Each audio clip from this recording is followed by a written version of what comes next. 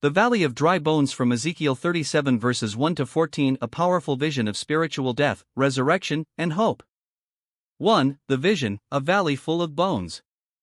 Ezekiel 37 verses 1 to 2, the hand of the Lord was on me, and set me in the middle of a valley, it was full of bones. God leads the prophet Ezekiel into a valley filled with dry, scattered bones, a scene of total death, symbolizing hopelessness and the spiritual condition of Israel during their exile in Babylon. 2. God's command, speak to the bones. Ezekiel 37 verses 4 to 5, prophesy to these bones. I will make breath enter you, and you will come to life. God tells Ezekiel to prophesy to the bones. As he does, the bones rattle and come together.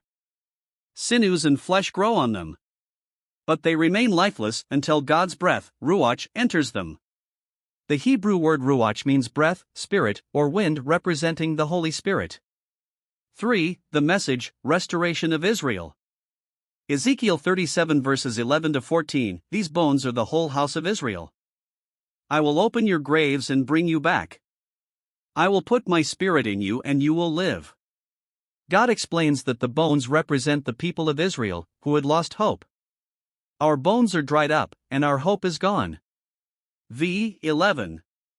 But God promises resurrection from spiritual death, return from exile, the indwelling of His Spirit, a new future in their own land. 4. Spiritual meaning for today.